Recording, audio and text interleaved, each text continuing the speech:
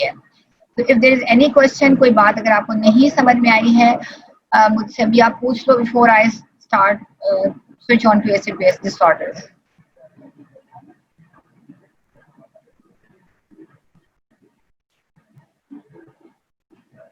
सब अनम्यूट है कि एक बच्चा अनम्यूट है? हाँ, बच्चों को मेरी बात करा दो ना उनसे।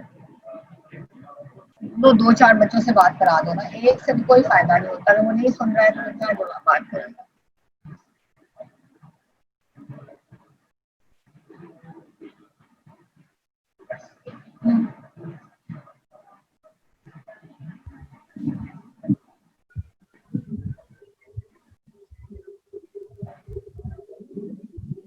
हो गया, कनेक्ट हो गया।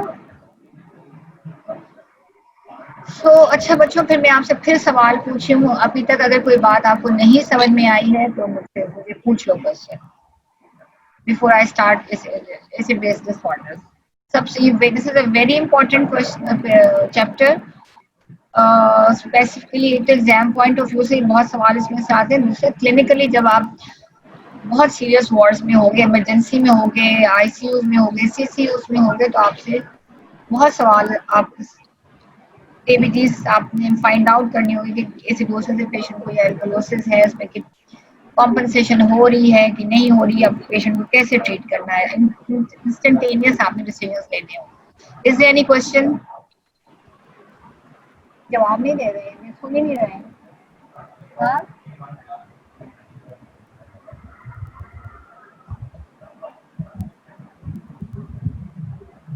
ओके, चलो ठीक है।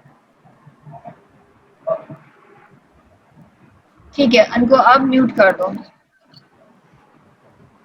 सो अब मैं आपको थोड़ा सा एक फिर से ब्रीफ रिव्यू दे देती हूँ, फिर से दे देती हूँ, ठीक है।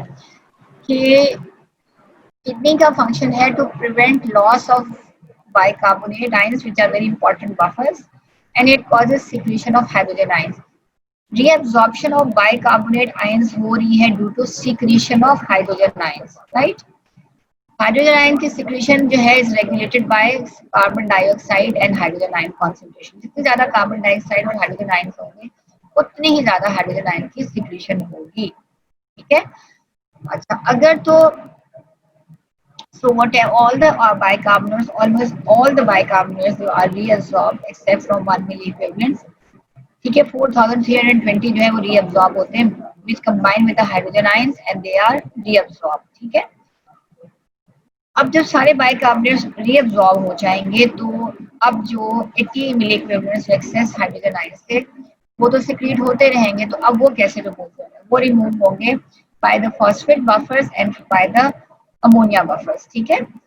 Phosphate buffers and ammonia buffers, इन दोनों के साथ जब ये कंबाइन करेगा तो क्या होगा? हाइड्रोजन आयन कंबाइन करेंगे तो they will be excreted out as phosphate buffer और एक न्यू बाइकार्बोनेट आयन बनेगा, ठीक है। इन दोनों सिचुएशन में, ग्लूटामिन की भी सिचुएशन, अमोनिया की सिचुएशन में भी और फॉस्फेट की भी सिचुएशन में न्यू बाइकार्बोनेट आयंस फॉर्म हो रहे हैं। तो व्हेनेवर देयर इज एसिडोसिस तो ग्लूटामिन का बहुत इंपॉर्टेंट रोल है इन क्रॉनिक एसिडोसिस।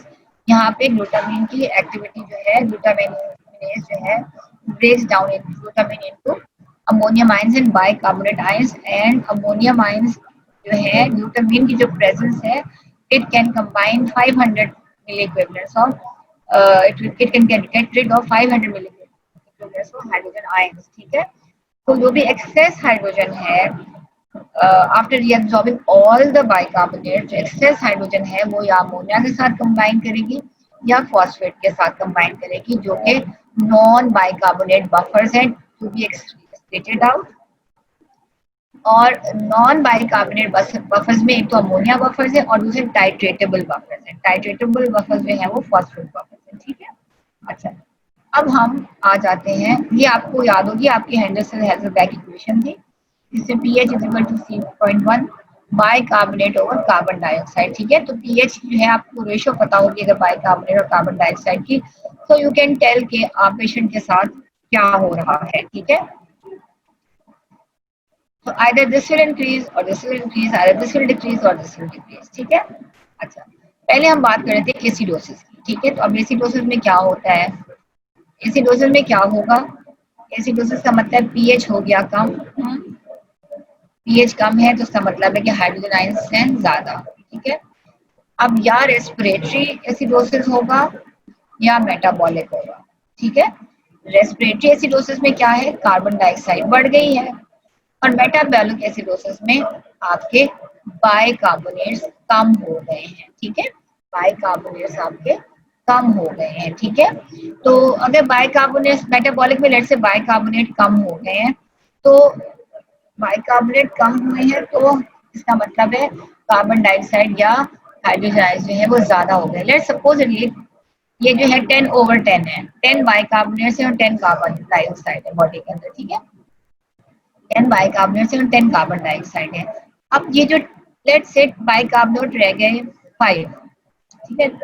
बाइकार्बोनेट रह गए 5, कार्बन डाइऑक्साइड 10 है, ठीक है। कार्बन डाइऑक्साइड 10 है, इसका मतलब है कि बाइकार्बोनेट के कम होने से कार्बन डाइऑक्साइड जो है वो या हाइड्रोजन आयंस जो है वो ज्यादा हो जाएंगे, इसीलिए हम कहेंगे इसको एसिडोसिस है। ऑल्दो हम बात बाइकार्बोनेट की कर रहे हैं, ठीक है। लेकिन रेशो जब डिस्टर्ब हो जाएगी, बाइकार्बोनेट कम हो जाएंगे, तो as compare to bicarbonate carbon dioxide जो है या हाइड्रोजन आयन जो है वो ज्यादा हो जाएंगे, ठीक है।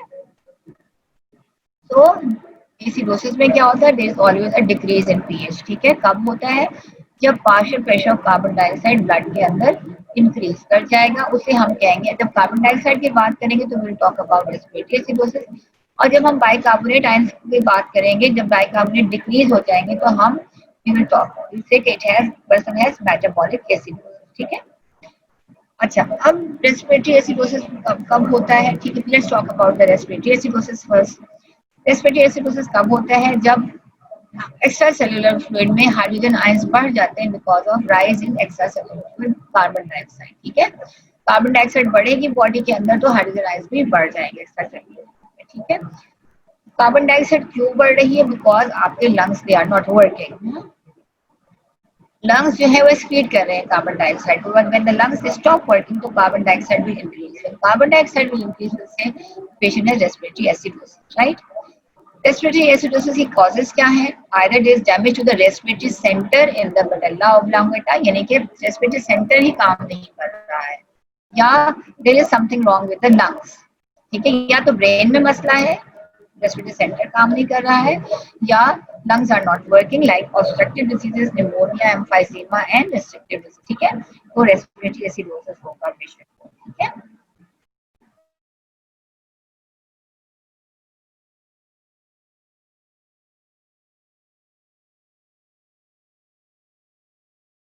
ठीक है, सिवियर निमोनिया है उसका और उसको सिवियर ब्रीदिंग डिफिकल्टी है, तो आपने उसके आर्टीरियल ब्लड गैसेस करवाए, ठीक है। आर्टीरियल ब्लड गैसेस में अब आप क्या देखेंगे, आर्टीरियल ब्लड गैसेस में बेसिकली बेटा आपको चार चीजें देखनी होती है, ठीक है। आपको ये जो वैल्यूज है ना, पीएच की वैल्यू 7.4, हाइड्रोजन आयंस नॉर्मली कितने होते हैं 40 मिली इक्विवेलेंट्स पर लीटर, कार्बन डाइऑक्साइड कितनी होती है 40 मिलीमीटर मर्क्यूरी, और बाइकार्बोनेट कितने होते हैं ब्लड में 24 मिली इक्विवेलेंट्स। ये आपको इस तरह से याद होने चाहिए जैसे आपको अपना नाम जबानी याद, सोचना ना पड़े, ठीक है। अब रेस्पिरेटरी एसिडोसिस में क्या हो रहा है, एसिडोसिस है तो उसका मतलब है कि हाइड्रोजन आयन पीएच जो है वो कम हो गया है, पीएच कम हो गया है, और ऑब्वियसली पीएच कम है तो उसका मतलब इसके अंदर हाइड्रोजन आयन जो है वो ज्यादा है, राइट। अच्छा, अब आप देखो ये बहुत इंपॉर्टेंट चार्ट है, ये अगर आप याद कर लोगे ना तो बस आपको सारा समझ में आ जाएगा क्या कहानी। तो हाइड्रोजन आयन जो है वो बढ़ गए हैं। अच्छा, जहाँ पे डबल एरो शूट है अंदर लिखाया हुआ है, उन्होंने लिखा है कि ये जो है this is the cause of the respiratory disorder, ठीक है। This is the primary cause of the respiratory disorder, primary cause है, वजह क्या है। एक आपका पेशेंट आएगा, एबीजीज आई हैं और उसमें आपने ये देखा है कि उसकी कार्बन डाइऑक्साइड जो है वो बहुत ज्यादा बढ़ गई है, ठीक है। कार्बन डाइऑक्साइड जो है उसकी बहुत ज्यादा बढ़ी हुई है, ठीक है। तो और देखोगे आप कि अब इस सिनेरियो में क्या होगा, मुझे बताओ आप, कि जब किसी बंदे के अंदर बॉडी के अंदर कार्बन डाइऑक्साइड बढ़ गई है और उसके लंग्स भी काम नहीं कर रहे हैं, तो how will the body get rid of the excess hydrogen ions. हाँ जी, क्या होगा, एक्सेस हाइड्रोजन आयंस बॉडी से कैसे निकलेंगे। एक्सेस जब हाइड्रोजन आयंस इंक्रीज हो जाएंगे, तो जैसे मैंने आपको बताया था कि जब बॉडी में हाइड्रोजन आयंस या कार्बन डाइऑक्साइड इंक्रीज हो जाते हैं, तो हाइड्रोजन आयंस की सिक्रीशन जो है वो इंक्रीज हो जाती है। हाइड्रोजन आयंस की, ये देखो, जब बॉडी के अंदर हाइड्रोजन आयंस ज्यादा हो जाएंगे, कार्बन डाइऑक्साइड ज्यादा हो जाएगी ट्यूबुलर सेल्स में, तो हाइड्रोजन आयन की सिक्रीशन ज्यादा हो जाएगी। अब जब सिक्रीशन ज्यादा हो जाएगी, तो जितने भी बाइकार्बोनेट्स ऊपर से फिल्टर हो रहे हैं वो तो सारे के सारे रीअब्सॉर्ब हो जाएंगे, ठीक है, वो सारे रीअब्सॉर्ब हो जाएंगे। अब जो एक्सेस हाइड्रोजन आयन है, एक्सेस हाइड्रोजन आयन है, जब सारे बाइकार्बोनेट में वापस चले गए बॉडी में, अब जो एक्सेस हाइड्रोजन आयन है वो कैसे एक्सक्रीट होंगे, वो कंबाइन करेंगे अमोनिया के साथ और फॉस्फेट बफर्स के साथ। When they combine with ammonia and phosphate buffers, तो क्या बनेगा, more and more new bicarbonate ions will be formed, ठीक है, more new bicarbonate ions will be form, ठीक है। तो इसका मतलब फायदा हुआ ना, किडनी ने क्या किया, किडनी ने एक तो ये किया कि जो एक्सेस हाइड्रोजन आयन को निकाल दिया, ठीक है, और वो कंबाइन किया उसने अमोनिया और फॉस्फेट बफर्स के साथ। हाइड्रोजन तो निकल ही रही है बॉडी से, न्यू बाइकार्बोनेट आयंस भी ऐड हो रहे हैं। इसका मतलब है कि कॉम्पनसेशन कैसे हो रही है, रेस्पिरेटरी एसिडोसिस में कौन कॉम्पनसेट कर रहा है, किडनी कॉम्पनसेट कर रही है। कैसे, कौन कॉम्पनसेट कर रहा है, किडनी कॉम्पनसेट कर रही है। अच्छा, ये फर्दर देखो, कुछ बुक्स में ये भी लिखा हुआ है कि आप सिंपली ये देख लीजिए कॉम्पनसेशन कहाँ से हो रही है। अगर इधर गड़बड़ है तो कॉम्पनसेशन ये करेगी, और अगर यहाँ पे गड़बड़ है तो कॉम्पनसेशन यहाँ होगी, ठीक है, राइट। आइदर लंग्स कॉम्पनसेट करेंगे या बाइकार्बोनेट, अगर या किडनी, किडनी में गड़बड़ है तो लंग्स करेंगे कॉम्पनसेट, लंग्स में गड़बड़ है तो किडनी कॉम्पनसेट करेगी, ठीक है। तो अब कार्बन डाइऑक्साइड बढ़ गई है तो क्या होगा कि हाइड्रोजन आयन की सिक्रीशन इंक्रीज हो जाएगी, more and more phosphate and ammonia buffers will be lost and more new bicarbonate ions will be added, ठीक है। सो अब सिनेरियो क्या होगा कि कॉम्पनसेशन, रेस्पिरेटरी एसिडोसिस में प्राइमरी प्रॉब्लम क्या है, कार्बन डाइऑक्साइड बहुत ज्यादा इंक्रीज कर गई है, कार्बन डाइऑक्साइड बहुत ज्यादा इंक्रीज कर गई है। और आप देखोगे कि अगर आप देखोगे कि इसकी कार्बन डाइऑक्साइड इंक्रीज बहुत ज्यादा कर गई है और बाइकार्बोनेट भी इंक्रीज हो रहे हैं, तो इसका मतलब होगा कि आपकी kidney is trying to compensate, ठीक है, your kidneys they are trying to compensate by increasing the bicarbonate ions. आगे समझ में बात, ठीक है। अच्छा, उसके बाद हम चलते हैं आपके मेटाबॉलिक एसिडोसिस की बात कर लेते हैं। जब एसिडोसिस की बात करें तो let's talk about metabolic acidosis, ठीक है। मेटाबॉलिक एसिडोसिस में क्या है, बाइकार्बोनेट आयंस जो है वो कम हो गए, ठीक है।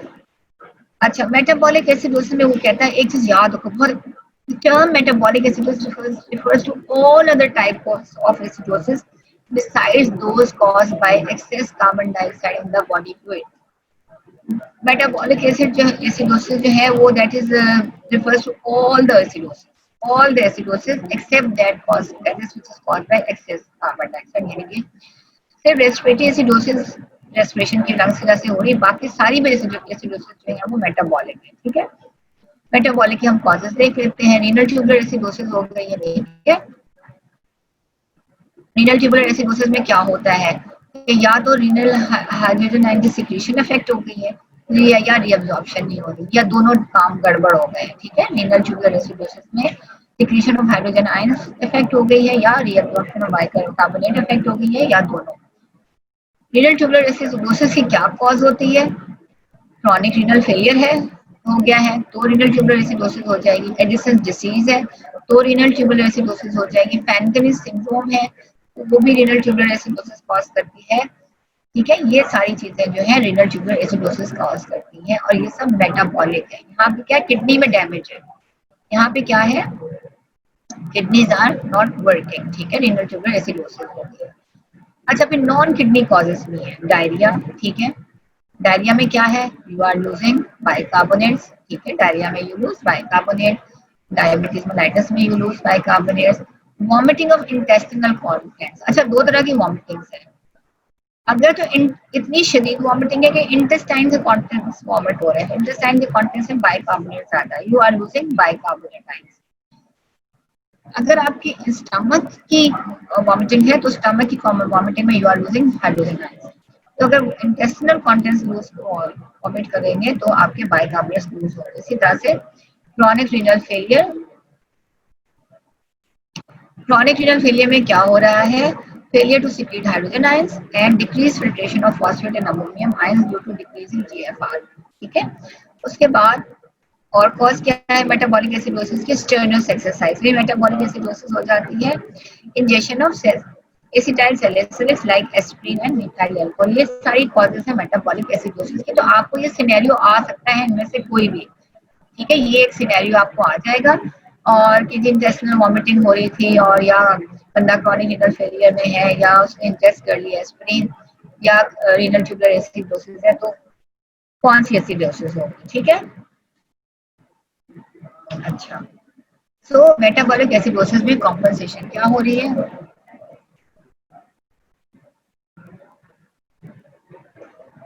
हाँ, अच्छा अच्छा। अब गड़बड़ जो है वो आपकी लेट्स से अगर तो किडनीज में they are not functioning, renal tubular acidosis हो रही है, ठीक है, तो कॉम्पनसेशन जो होगी वो क्या होगी, बाइकार्बोनेट कम हो गए हैं। ठीक है, बाइकार्बोनेट कम हो गए और हाइड्रोजन आयन ज्यादा हो गए हैं। यही है ना, मेटाबॉलिक एसिडोसिस में बाइकार्बोनेट कम हो गए हैं और हाइड्रोजन आयन ज्यादा हो गए, तो क्या है, वेंटिलेशन ज्यादा हो जाएगी। ठीक है, to get rid of those excess hydrogen ion, excess to get rid of those excess hydrogen ions, you will, the rate of ventilation will increase। ठीक है, इसी तरह से डायबिटीज में मेटाबॉलिक एसिडोसिस होती है, इसको कॉस्मोस ब्रीदिंग कहते हैं। ठीक है, रेट ऑफ रेस्पिरेशन जो है वो इंक्रीज हो जाता है because the lungs they are trying to get rid of excess hydrogen ions, right. अच्छा, और अगर किडनीज सही है, किडनीज काम कर रही है, जैसे बंदे को इंटेस्टिनल वॉमिटिंग हो गई है, तो फिर क्या होगा, उस सूरत में रीनल कॉम्पनसेशन भी होगी जिसमें एक्सेस हाइड्रोजन आयंस जो है वो,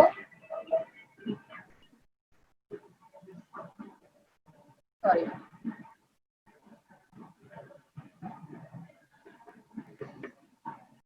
सॉरी, अच्छा। सो उस सूरत में क्या होगा कि रीनल उधर से निकालेगी एक्सेस कार्बन डाइऑक्साइड को आपके लंग्स, और दूसरे आपकी किडनीज जो है ऐड करेंगे न्यू बाइकार्बोनेट आयंस। ठीक है, अच्छा, अब देख लेते हैं कि रीनल मेटाबॉलिक एसिडोसिस में क्या हो रहा है। जैसे जिसकी किडनीज फंक्शन नहीं कर रही है, पीएच जो है उसका कम हो गया है, हाइड्रोजन आयंस भी बढ़ गए क्योंकि एसिडोसिस है। ठीक है, और कार्बन डाइऑक्साइड जो है इसकी नहीं, अच्छा, इसका प्राइमरी गड़बड़ का है, double double arrow. Double arrow का मतलब है ये प्राइमरी प्रॉब्लम यहाँ पे है, जहाँ पे एरो डबल बने हुए, that shows the problem. Problem क्या है कि बाइकार्बोनेट आयंस बहुत लो हो गए हैं। ठीक है, और हाइड्रोजन आयंस जो है वो ज्यादा है। अब कॉम्पनसेट क्या करेगा, अगर बाइकार्बोनेट में गड़बड़ है, ठीक है, तो और किडनीज आर नॉट फंक्शनिंग, तो कॉम्पनसेट आपके लंग्स करेंगे। कॉम्पनसेट क्या करेंगे, लंग्स करेंगे। लंग्स कैसे कॉम्पनसेट करेंगे, वो कर देंगे increase the rate of ventilation. जब बॉडी के अंदर हाइड्रोजन आयन ज्यादा हैं तो वो स्टिमुलेट ज्यादा करेंगे रेस्पिरेटरी सेक्टर्स को, और more and more carbon dioxide will be excreted out from the body and exhaled from the body. ठीक है, तो एज अ रिजल्ट सिनेरियो क्या होगा कि वो जो आर्टियल ब्लड गैसेस होंगी उसमें आप देखेंगे कि बाइकार्बोनेट बहुत ज्यादा कम हो गए हैं और कार्बन डाइऑक्साइड भी जो है वो कम है। इसका मतलब है कि लंग्स जो है they are trying to compensate, lungs are working and they are trying to compensate the loss of bicarbonate ions and increase in hydrogen ion secretion। ठीक है, अच्छा, जरा अनम्यूट करना दो चार बच्चों को।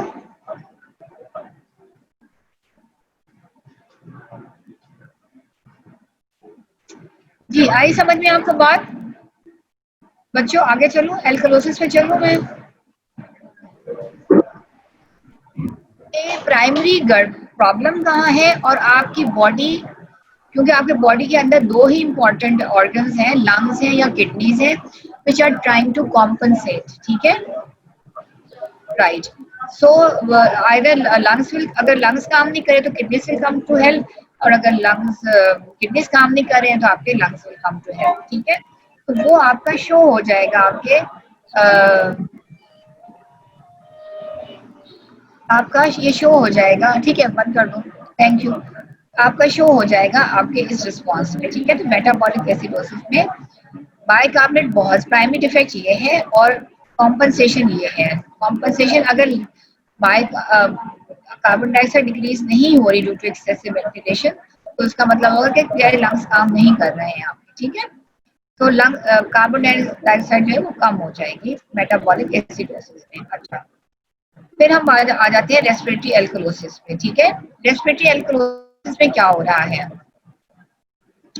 एल्कलोसिस है और रेस्पिरेटरी है, ठीक है। तो इसका मतलब है कि कार्बन डाइऑक्साइड में कोई गड़बड़ है, ठीक है।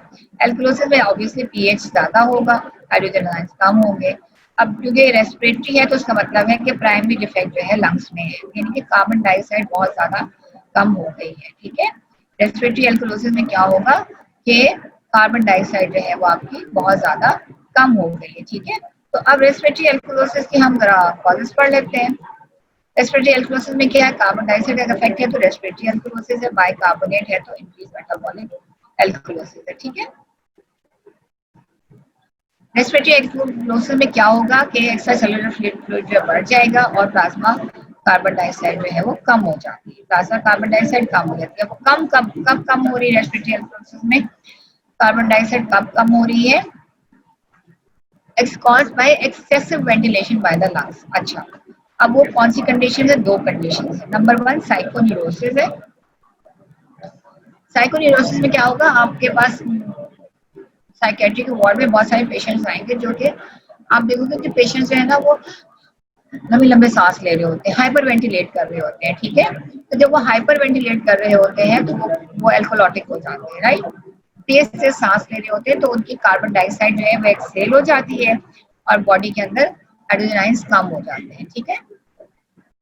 तो रेस्पिरेटरी एल्कलोसिस हो जाती है।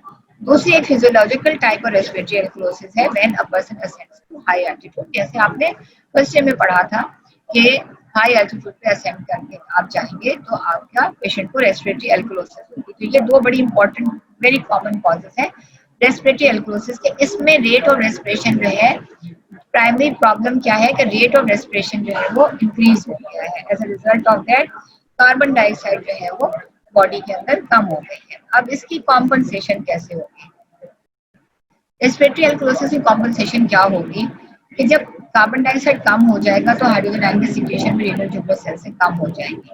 सो मैं आपको दिखाती हूँ।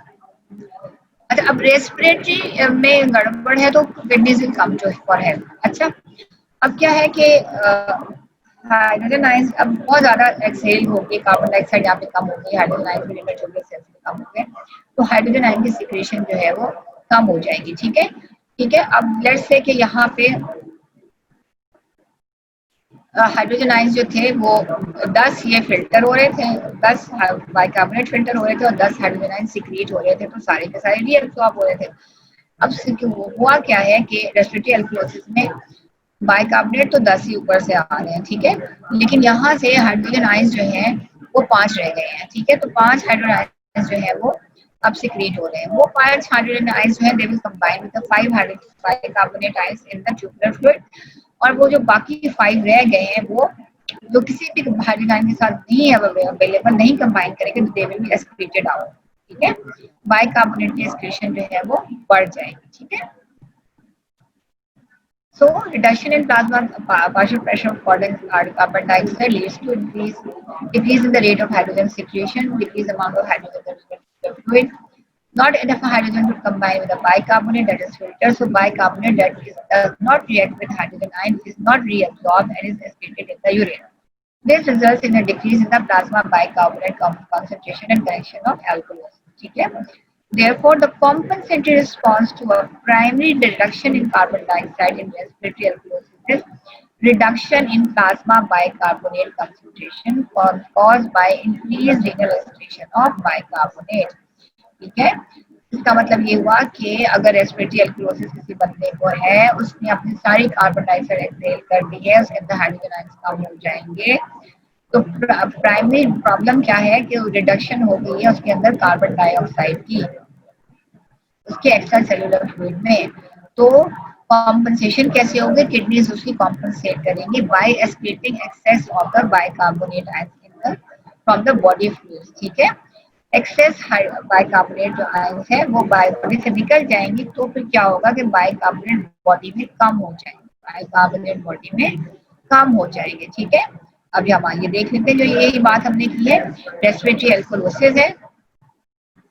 प्रॉब्लम कहाँ है कि कार्बन डाइऑक्साइड बॉडी से, रेस्पिरेशन बहुत तेज हो गई, वेंटिलेशन बहुत ज्यादा हो गई है, तो कार्बन डाइऑक्साइड हो गई है कम। कार्बन डाइऑक्साइड कम हो जाएगी तो पीएच बढ़ जाएगा, हाइड्रोजन आयंस कम हो जाएंगे। ऑब्वियसली कार्बन डाइऑक्साइड कम हो गई है। किडनीज कॉम्पनसेट करेगी by losing extra bicarbonate ions. ठीक है, हाइड्रोजन आयंस की सिक्रेशन कम हो रही है, बाइकार्बोनेट कम रीअब्सॉर्ब होगा और excess bicarbonate will be lost from the body. तो अगर बाइकार्बोनेट कम है तो इसका मतलब है रेस्पिरेटरी अल्कोलोसिस में कि kidneys are functioning and they are trying to get rid of the bicarbonate ions. जब बाइकार्बोनेट आयंस बॉडी से निकल जाएंगे तो bicarbonate, losing bicarbonate means adding hydrogen ions into the body. ठीक है, ये हो गया रेस्पिरेटरी अल्कोलोसिस। उसके बाद हम आ जाते हैं जी मेटाबॉलिक अल्कोलोसिस पे। ठीक है, राइट। अब रेस्पिरेटरी एसिड बल्कि अल्कोलोसिस में याद रखना कि मसला है कार्बन डाइऑक्साइड में जो कि बहुत ज्यादा कम हो गई है। ठीक है, और कॉम्पनसेशन करनी है किडनीज बाय एक्सक्रीटिंग बाइकार्बोनेट। तो बहुत ज्यादा बाइकार्बोनेट बॉडी से निकलना शुरू हो जाएगी तो ब्लड में बाइकार्बोनेट जो है वो लो हो जाएगी, ये कॉम्पनसेशन है। ठीक है, अच्छा, फिर हम मेटाबॉलिक एसिडोसिस की बात, एल्कोलोसिस से बात करते हैं। यहाँ पे मेटाबॉलिक एल्कोलोसिस में क्या है, एक्स्ट्रा सेलुलर फ्लूइड में बाइकार्बोनेट आयन ज्यादा हो गए। ठीक है, पीएच बढ़ गया है या हाइड्रोजन आयन जो है वो कम हो गए हैं। कॉजेज ऑफ मेटाबॉलिक एल्कोलोसिस में अभी हमने क्या है कि रिटेंशन हो रही है बाइकार्बोनेट आयंस की और हाइड्रोजन आयंस का लॉस हो रहा है फ्रॉम द बॉडी। ठीक है, एक है तो आप डायरेटिक्स जब एडमिनिस्टर करते हो पेशेंट्स को तो वहां पे रीनल ट्यूबुलर फ्लो है वो ज्यादा हो जाता है, तो ज्यादा से ज्यादा सोडियम जो है रीअब्सॉर्ब होता है। तो सोडियम रीअब्सॉर्ब ज्यादा होता है, तो आपको याद है सोडियम हाइड्रोजन एक्सचेंजर था, तो जब सोडियम ज्यादा रीअब्सॉर्ब होता है तो हाइड्रोजन आयंस सिक्रीट ज्यादा होते हैं। ठीक है, सो तो जब हाइड्रोजन आयन ज्यादा सिक्रीट होंगे तो उतने ही ज्यादा बाइकार्बोनेट आयन जो है वो रीअब्सॉर्ब होंगे, रिजल्टिंग इन मेटाबॉलिक एल्कोलोसिस। ठीक है, अच्छा, दूसरी और क्या कॉजेज है मेटाबॉलिक एल्कोलोसिस के, हमने पढ़ा था एक्सेस एल्डोस्टेरॉन। ठीक है, एल्डोस्टेरॉन का क्या काम है, it increases the secretion of hydrogen ions. जब हाइड्रोजन आयन की सिक्रीशन बहुत ज्यादा इंक्रीज हो जाएगी तो more and more bicarbonate ions will be reabsorb. ठीक है, और मोर एंड मोर बाइकार्बोनेट तो रीअब्सॉर्ब होंगे और जो एक्सेस हाइड्रोजन आयंस जो एक्सक्रीट हो रहे हैं तो वो कंबाइन कर रहे हैं अमोनिया और फॉस्फेट बफर्स के साथ। As a result of that more new bicarbonates are being added into the blood. ठीक है, तो उसकी वजह से एल्कलोसिस हो रही है। बात समझ में आ गई कि जब हाइड्रोजन आयन की सिक्रेशन बढ़ जाएगी तो एक तो सारे बाइकार्बोनेट रीअब्सॉर्ब हो जाएंगे, दूसरे एक्सेस हाइड्रोजन आयन जब when they combine with ammonia and phosphate buffers तो वो न्यू कार्बोनेट बाइकार्बोनेट आयंस बनाएंगे which are added into the blood causing alkalosis। Vomiting और गैस्ट्रिक कॉन्टेंट, जैसे मैंने आपको पहले बताया था कि अगर हाइड्रोजन आयंस जो स्टमक में मौजूद हैं वो वॉमिट आउट हो जाएंगे तो ऑब्वियसली हाइड्रोजन आयंस कम हो जाते हैं। ठीक है, जिनकी जिनके पाइलोरिक ऑब्स्ट्रक्शन होती है, कंजेनिटली उनके पाइलोरिस बंद होता है तो वो पैदा होती है उल्टियां करना शुरू कर देते हैं, या हाइपरट्रोफिक पाइलोरिक स्फिंक्टर मसल हो जाता है। Injection of alkaline drugs, alkaline drugs भी बहुत ज्यादा लेंगे, जैसे आप गैस्ट्राइटिस और पेप्टिक अल्सर वगैरह में लेते हैं तो एल्कलीस, तो वो भी आपको एल्कलोसिस करनी है। अच्छा, अब इसमें क्या है, अच्छा मेटाबॉलिक एल्कलोसिस से कैसे कॉम्पनसेशन होगी। मेटाबॉलिक एसिडोसिस का सिनेरियो क्या होगा, मेटाबॉलिक एसिडोसिस कॉम्पनसेट कर क्या कैसे करेगी। मेटाबॉलिक में क्या है, बाइकार्बोनेट बढ़ गए। ठीक है, तो ज्यादा ही बाइकार्बोनेट फिल्टर होंगे। ठीक है, और एक्सेस बाइकार्बोनेट जो है ना वो एक्सक्रीट हो जाएंगे। ठीक है, और they will not be reabsorb. ठीक है, तो मेटाबॉलिक एल्कलोसिस में प्राइमरी कॉम्पनसेशन जो है, एक तो वेंटिलेशन कम हो जाएगी which will release the carbon dioxide, दूसरे आपकी increase renal excretion of bicarbonate ions हो जाएगी। ठीक है,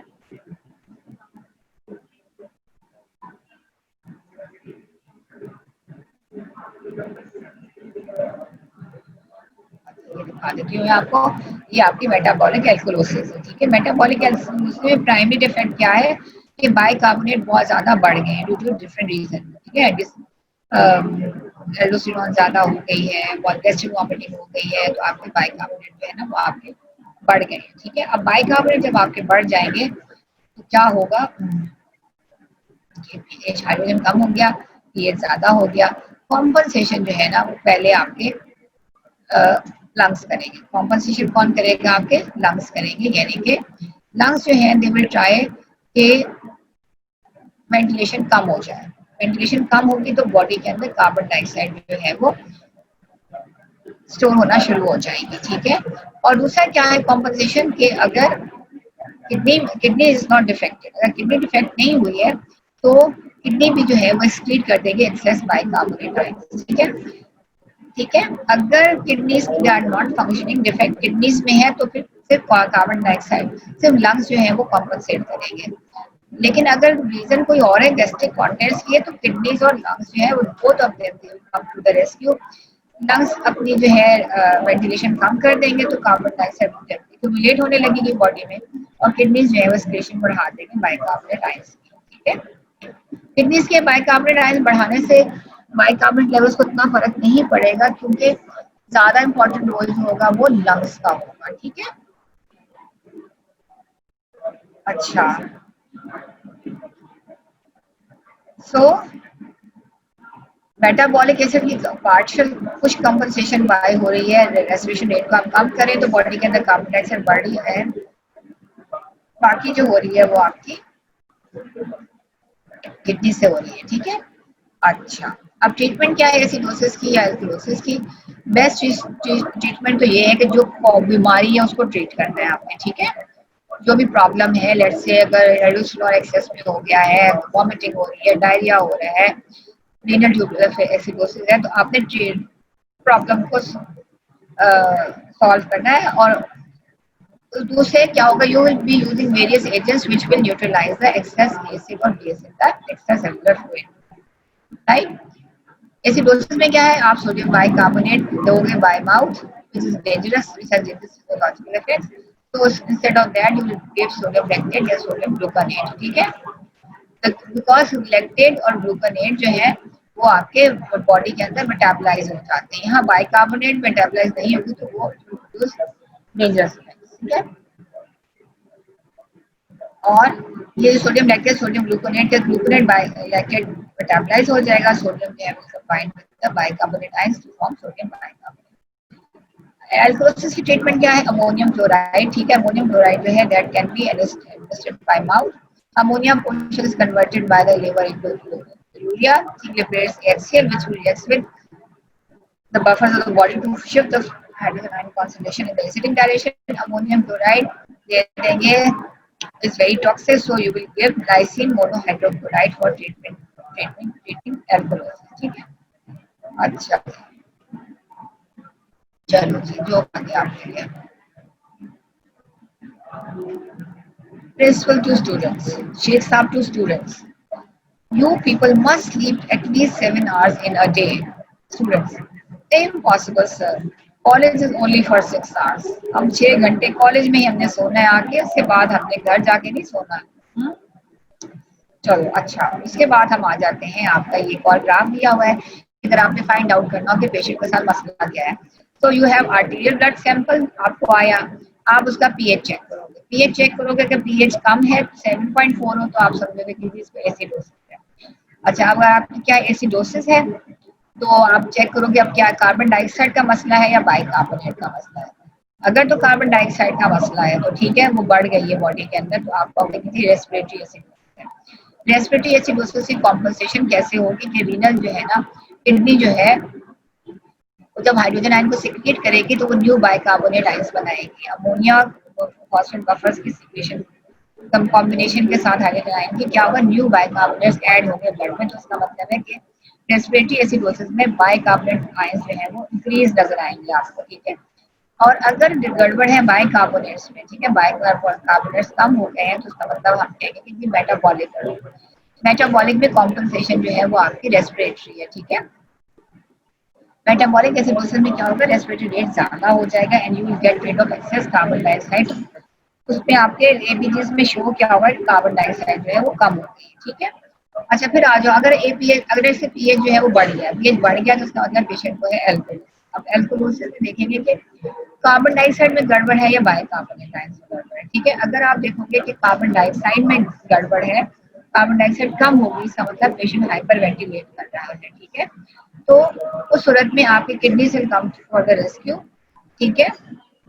और किडनी जो है वो एक्सेस बाइकार्बोनेट को बॉडी से निकाल देंगे, तो आप ब्लड में क्या शो होगा कि बाइकार्बोनेट जो है वो लो हो गए हैं। अगर एल्कोहोलिसिस जो है मेटाबॉलिक है, ठीक है, यानी कि बाइकार्बोनेट जो है बहुत ज्यादा बढ़ गए हैं, तो क्या होगा, ये रेस्पिरेटरी कॉम्पनसेशन होगी। रेस्पिरेटरी कॉम्पनसेशन में क्या होगा कि रेस्पिरेशन कम हो जाएगी और कार्बन डाइऑक्साइड लेवल आपको ज्यादा शो होंगे आपके ब्लड में, ठीक है। अच्छा ये तो सारे केस सिनारियो हो गए ना आपके प्राइमरी रिस्पॉन्स। ये बाद में गाइडेड ने फिर इसको दोबारा सारी कहानी आपको फिर समझाने के लिए रिपीट की हुई है इसके नीचे। अच्छा उसके बाद कुछ होते हैं बच्चों मिक्स डिसऑर्डर्स होते हैं, जैसे एक पेशेंट जो है उसको वॉमिटिंग हो रही है, ठीक है, या डायरिया हो रहा है, मेटाबॉलिक एसिडोसिस हुई हुई है, ठीक है, और उसको रेस्पिरेशन की भी गड़बड़, रेस्पिरेटरी एसिडोसिस भी है, ठीक है। तो ये कॉम्प्लेक्स मिक्स डिसऑर्डर्स है, ठीक है। लेट्स से कि अगर वो वॉमिटिंग कर रहा है बाइकार्बोनेट आयंस की और लेकिन उसको रेस्पिरेटरी एसिडोसिस भी है, इस किस्म के जो मिक्स डिसऑर्डर्स हैं उसमें ये आपका ये नोमोग्राम यूज होता है, जिसमें आप फाइंड आउट कर सकते हो कि क्या मसला है, आर्टेरियल ब्लड पीएच को क्या हुआ है, और ये आपका आर्टेरियल प्लाज्मा बाइकार्बोनेट लेवल्स दिए हुए हैं और जैसे ये आपके हाइड्रोजन दिए हुए हैं, ठीक है। तो यहाँ पे जो वैल्यू फॉल कर रही है आप देखोगे कि इनका क्या, ये जो बस आपको पता होना चाहिए कि नोमोग्राम है और आप इसको देखोगे मिक्स डिसऑर्डर देखने के लिए। चलो जी इसके बाद एक और जो जल्दी आ गया है,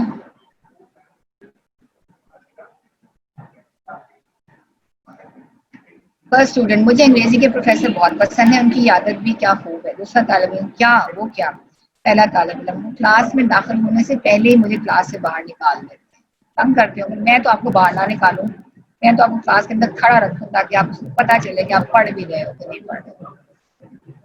अच्छा जी अब हम डिस्कस करेंगे A9 गैप। A9 गैप बहुत बहुत बहुत इंपॉर्टेंट है, ठीक है, और कंफ्यूजिंग भी है बहुत ज़्यादा, ठीक है। प्लीज़ खुदा के वास्ते ध्यान से सुनना, ये एग्जाम में ज़रूर आता है, एग्जाम में बहुत पूछते हैं कि व्हाट इज़ A9 गैप, और ये आपको क्लिनिकल साइड पे जब आप जाओगे आईसीयूज में, सीसीयूज में, इमरजेंसीज में, तो ये चीज़ें आपके बहुत काम आएंगी, ठीक है। They are very very very important. तो बॉडी के जो फ्लूइड्स हैं आपके अंदर, ठीक है, उनके उसके अंदर A9s भी हैं और कैटाइंस भी, ठीक है ना। सो नॉर्मली हम कहते हैं कि जी आपका एक्स्ट्रा सेलुलर फ्लूइड जो है इलेक्ट्रिकली न्यूट्रल है, ठीक है, बिकॉज कैटाइंस और एनाइंस दोनों जो हैं they are present in equal amounts, ठीक है। तो actually there is no real A9 gap, right. लेकिन मसला ये होता है कि हमें हम सारे A9 गैप्स हम सारे ना A9s कैलकुलेट कर सकते हैं ना हम सारे कैटाइंस कैलकुलेट कर सकते हैं, ठीक है। अब कौन कौन से एनाइंस आप कैलकुलेट कर सकते हैं, ये सोडियम, सोडियम कैटाइन आप इजीली कैलकुलेट कर सकते हो जिसकी वैल्यू है 144। और एनाइंस में आप कौन से इजीली कैलकुलेट कर सकते हो, क्लोराइड कर सकते हो, बाइकार्बोनेट कर सकते हो, ठीक है। सो अब क्या है कि मसला ये है कि अब सारे आप कर नहीं सकते हो, अब जो जो नहीं कर सकते वो कौन कौन से हैं। पोटेशियम कैटाइन है, ठीक है, मैग्नीशियम कैटाइन है, ठीक है, कैल्शियम कैटाइन है, ये आप नहीं मेजर कर सकते हो, बहुत नेग्लिजिबल अमाउंट होती है, ठीक है। और इसी तरह से एनाइंस कौन कौन से भी कैलकुलेट कर सकते हो, प्रोप्लाज्मा प्रोटीन्स जो हैं, ठीक है, which are anions, albumin mostly, ठीक है, सल्फेट्स हैं, फॉस्फेट्स हैं, ये एनाइंस नहीं कैलकुलेट हो सकते हैं, ठीक है। सो हम जो है जो एनाइंस हम फाइंड आउट नहीं कर सकते वो हम कैसे फाइंड आउट करते हैं, जो हम कैलकुलेट नहीं कर सकते, मेजर नहीं कर सकते, हम उनको कैसे फाइंड आउट करते हैं। वो हम ऐसे उसको फाइंड आउट करते हैं कि हम जो हमारे पास अवेलेबल वैल्यूज हैं, ठीक है, अवेलेबल वैल्यूज को कैलकुलेट करेंगे तो हमारे पास जो वैल्यू नहीं है फाइंड आउट कर सकते हैं, हमें फाइंड आउट होता है, ठीक है। जैसे सोडियम आयंस कितने हैं 144, सो और बाइकार्बोनेट कितने हैं 24 और क्लोराइड कितने हैं 12। यानी कि बाइकार्बोनेट और क्लोराइड जो है ना दोनों को मिला के ना, sorry sorry sorry, bicarbonate 24 chloride है 108, ठीक है। तो दोनों एनाइंस को ऐड किया और उसको माइनस कर दिया आपके कैटाइंस से। ये वैल्यू मेजर्ड है, आपको पता है कैलकुलेट हो सकती है। तो वैल्यू आई आपकी 12, ठीक है, वैल्यू क्या आई 12। So anion gap is actually the difference between unmeasured anions and unmeasured cations, ठीक है। ठीक है, आप मेजर्ड एनाइंस और मेजर्ड कैटाइंस को सब्ट्रैक्ट करोगे तो आपको एनाइन गैप की वैल्यू पता होगी। एक्चुअली एनाइन गैप जो है that is the difference between unmeasured cations and unmeasured anions. अच्छा, ये मैंने बच्चों मैं I miss my board and my chalk, ये मैंने आपको ना समझाने के लिए एक डायग्राम बनाया हुआ, ठीक है। ये आपका एक्स्ट्रा सेलुलर फ्लूइड है सारे का सारा, ठीक है। एक्स्ट्रा सेलुलर फ्लूइड में आपके सोडियम आयंस हैं, ठीक है, ये 144 है। ये क्या है आपके सोडियम आयंस है, ठीक है, ये मेजर्ड है 144 है। और ये आपके अनमेजर्ड यूसी अनमेजर्ड कैटाइंस है। ये वो है कौन कौन से बोला, कैल्शियम और पोटेशियम और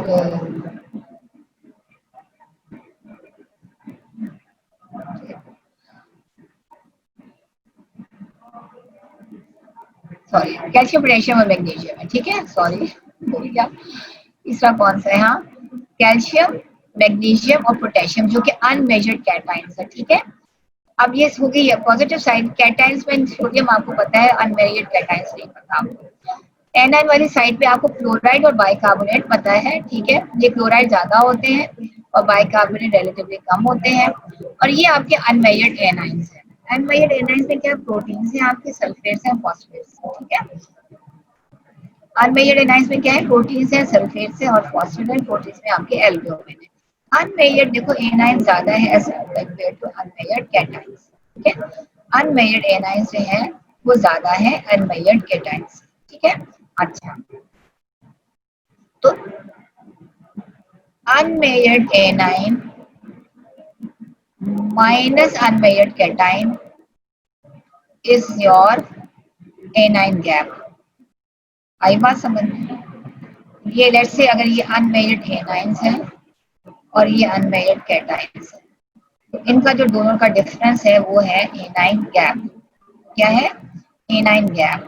अब इन दोनों का तो आपको वैल्यूज ही नहीं पता है, इन दोनों की आपको अनमेजर्ड कैटाइंस और एनाइंस की तो वैल्यूज ही नहीं पता है। तो जब आप सोडियम आयंस को माइनस करोगे क्लोराइड और बाइकार्बोनेट से तो आपके पास ऑटोमेटिकली इनका जो डिफरेंस है वो एनाइन गैप आ जाएगा। इनका जो डिफरेंस है वो एनाइन गैप आ जाएगा। फिर से बता दूं, अब ध्यान से सुनना, एनाइन गैप जो है वो एक्चुअली डिफरेंस है अनमेजर्ड कैटाइन आयंस का और अनमेजर्ड एनाइंस का, ठीक है। यानी कि ये अगर लेट्स से अनमेजर्ड कैटाइंस जो है वो 10 है, ठीक है, और ये जो है 5 है, तो 10 माइनस 5 यानी कि this is the difference between, ये देखो ये तो बराबर हो गया ना, ये 5 5 बराबर हो गए, ये 5 है ये भी 5 है, तो लाइन यहाँ से ड्रॉ कर लो। तो this is the difference between unmeasured anions and cations. Unmeasured anion ज्यादा होते हैं as compare to unmeasured cation. तो this is the anion gap. ये एनाइन गैप है, difference between unmeasured anions and unmeasured cations, this is the anion gap. अब ये तो दोनों चीजें अनमेजर्ड है तो हमें तो नहीं, अभी how will we find it out, हम ये ऐसे फाइंड आउट करेंगे, ये जो सोडियम आयंस हैं इनको हम सब्ट्रैक्ट करेंगे क्लोराइड एंड बाइकार्बोनेट के साथ, ठीक है। तो we will get this anion gap, right. इन दोनों की सब्ट्रैक्शन से भी हमें एनाइन गैप मिल जाएगा कि ये हमारा एनाइन गैप है, जो 12 होता है। अब एनाइन गैप का फायदा क्या है? Plasma anion gap is used mainly in diagnosing different causes of metabolic acidosis, ठीक है। अब मेटाबॉलिक एसिडोसिस बहुत इंपॉर्टेंट है, बहुत कॉमन है, ठीक है। मेटाबॉलिक एसिड में दो तरह के मेटाबॉलिक एसिडोसिस, एक में जिसमें एन एन गैप इंक्रीज हो जाता है और एक जिसमें एन एन गैप नॉर्मल रहता है। वो कंडीशन जिसमें एन एन गैप इंक्रीज हो जाता है वो डायबिटीज मेलाइटिस मेलाइटिस है, जिसमें कीटोएसिडोसिस होती है, लैक्टिक एसिडोसिस होती है, क्रॉनिक रीनल फेलियर होता है, एस्प्रिन पॉइजनिंग है, मेथनॉल पॉइजनिंग है, एथिलाइन एथिलीन ग्लाइकोल पॉइजनिंग है और स्टारवेशन है, ठीक है। इसमें आपका ए नाइन गैप जो है वो इंक्रीज हो जाता है। और कुछ मेटाबॉलिक डिसऑर्डर्स हैं जिसमें ए नाइन गैप जो है वो आपका नॉर्मल रहता है। जिन कंडीशन में आपका ए नाइन गैप नॉर्मल रहता है वो डायरिया है, रीनल ट्यूबुलर एसिडोसिस है, कार्बोनिक एनहाइड्रेस इनहिबिटर्स है एंड एडिसन्स डिजीज है, ठीक है। इनमें ए नाइन गैप जो है वो आपका नॉर्मल रहता है। अब कहानी क्या है, क्या मुसीबत है, कुछ समझ में आ रहा है आपको, पल्ले पड़ रहा है? चलिए जरा बच्चों को अनम्यूट करना बेटा।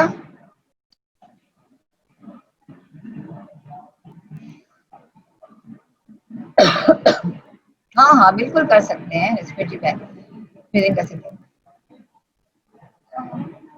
अनम्यूट करना, बिल्कुल जी बिल्कुल कर सकते हैं, क्योंकि जो आप एक्सेल कर रहे हो कार्बन डाइऑक्साइड है तो वापस आप उसको इनहेल करेंगे कार्बन डाइऑक्साइड। हाँ जी समझ में आया एनाइन गैप, ये सिर्फ जोक से समझ में आया? बच्चों एनाइन गैप समझ में आया है कि नहीं आया, बता दो मुझे। आ गया है, आगे चलूं समझाऊं? ओके, देखो ये बहुत इंपॉर्टेंट है, प्लीज खुदा के वास्ते इसको सीरियसली ध्यान से सुन लो, ठीक है।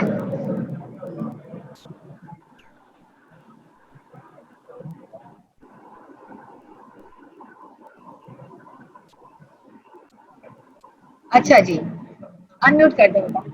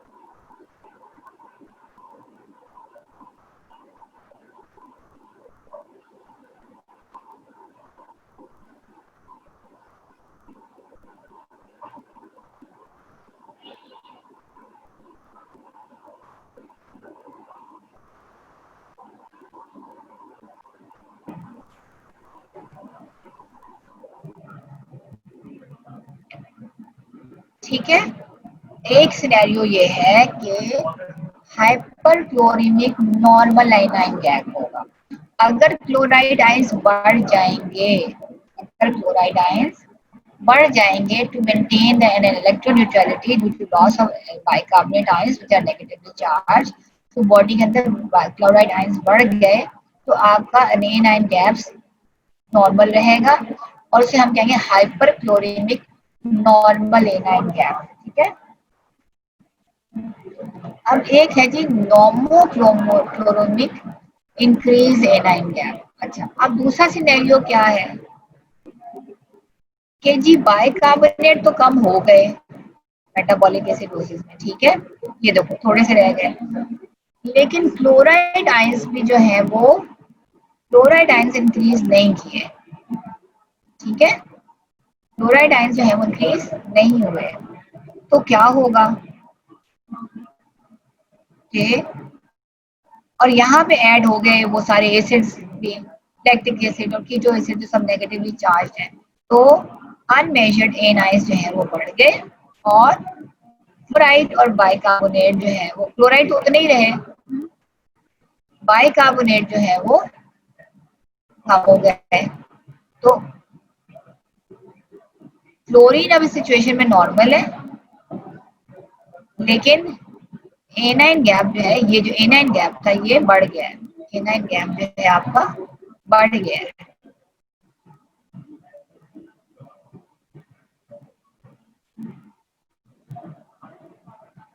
अच्छा, मैं आपको थोड़ा सा दूसरा से भी समझा देती ना। लेट्स से कि यहाँ पे क्लोराइड आयंस थे 10, नॉर्मली लेट्स से यहाँ पे 10 थे और यहाँ पे थे 4 थे आपके बाइकार्बोनेट आयंस, तो ये था 14। ये था आपका एनाइन जो मेजर्ड एनाइन से वो थे 14, राइट। और अनमेजर्ड जो एनाइंस थे वो हैं लेट्स से 4, ये सब जो थे 4 आपके, राइट। अब क्या हुआ कि ये आपके बाइकार्बोनेट्स कम हो गए, ठीक है, तो बाइकार्बोनेट्स कम हो गए तो ये 10 था और लेट्स से 2 बाइकार्बोनेट कम हो गए तो ये हो गया 12। ये जो पहले 14 था अब हो गया ये 12, यानी कि ये कम हो गया। ये जो डब्बा था ये पहले यहाँ तक था, ये पहले ठहरो मैं आपको दिखाती हूँ, ये पहले जो था ना इट वाज लाइक दिस,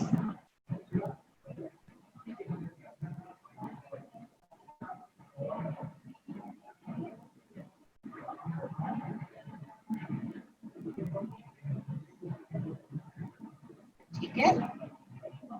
ये देखो इनिशियली क्या था कि बाइकार्बोनेट आयंस जो थे ना ये नॉर्मली यहाँ तक था, ये था, ठीक है, और ये आपका एनाइन गैप, ये इनिशियल पहले नॉर्मल कंडीशन में ये आपका एनाइन गैप था, ठीक है, ये आपका एनाइन गैप था नॉर्मली, ठीक है। अब क्या हुआ कि बाइकार्बोनेट आयंस और ये आपके बाइकार्बोनेट आयंस थे और ये आपके क्लोराइड आयंस थे, ठीक है। अब क्या हुआ कि बाइकार्बोनेट आयन कम हो गए, बाइकार्बोनेट आयन कम हो गए तो ये डब्बा समझो के ऊपर चला गया, बाइकार्बोनेट आयंस कम हो गए तो ये जो नेगेटिव एनाइंस वाला एरिया था वो कम हो गया है और ये जो एनाइन गैप है जो वो हो गया इंक्रीज। अब पहली वाली कंडीशन में जिसमें हाइपरक्लोरेमिक नॉर्मल एनाइन गैप था उसमें क्लोराइड आयंस जो थे वो इंक्रीज हो गए थे। अब यहाँ पे क्लोराइड आयंस इंक्रीज नहीं हो रहे, इलेक्ट्रोन्यूट्रलिटी को न्यूट्रल करने के लिए यहाँ पे जो भी डिजीज है ना उसने अपनी एसिड्स की वजह से यहाँ पे अनमेजर्ड एनाइंस बढ़ गए, कीटो एसिडोसिस है, लैक्टिक एसिड्स है, ये सारे जो थे नेगेटिवली चार्ज ये बढ़ गए, ठीक है। तो as a result of that ये अब इस कंडीशन में एनाइन गैप बढ़ गया है और क्लोरीन जो है वो इंक्रीज नहीं हुई है, ठीक है, यानी कि क्लोरीन नॉर्मल रही है लेकिन एनाइन गैप जो है वो बढ़ गया है, एनाइन गैप जो है वो बढ़ गया है। तो कुछ कंडीशंस जो है वो बहुत इम्पोर्टेंट है जिसमें एनाइन गैप जो है वो बढ़ जाता है क्योंकि यहाँ पे अनमेजर्ड एनाइंस के अंदर आपके कीटोसिस और एसिड कीटो एसिड्स और लैक्टिक एसिड जो सारे नेगेटिवली चार्ज है वो आ जाते हैं।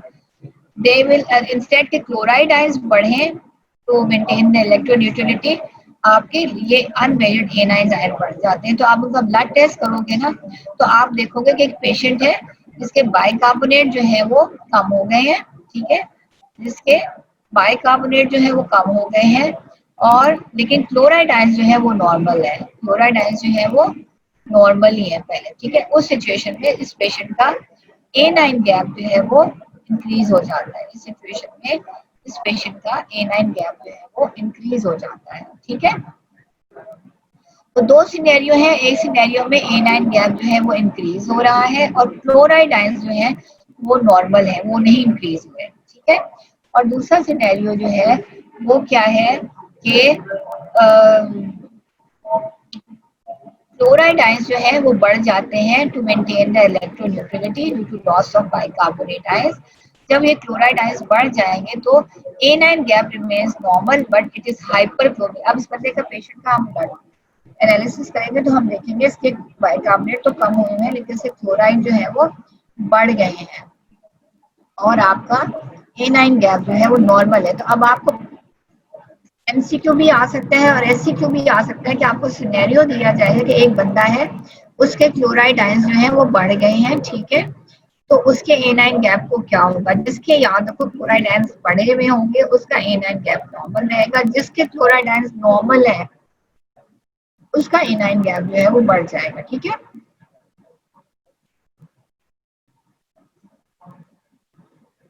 अनम्यूट कर दो, 4-5 बच्चों को कर दो।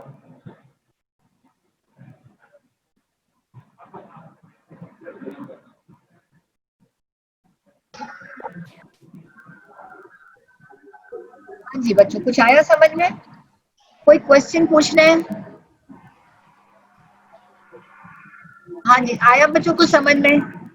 Any question regarding A9 gap? बहुत इंपॉर्टेंट है, एग्जाम में जरूर आएगा आपके।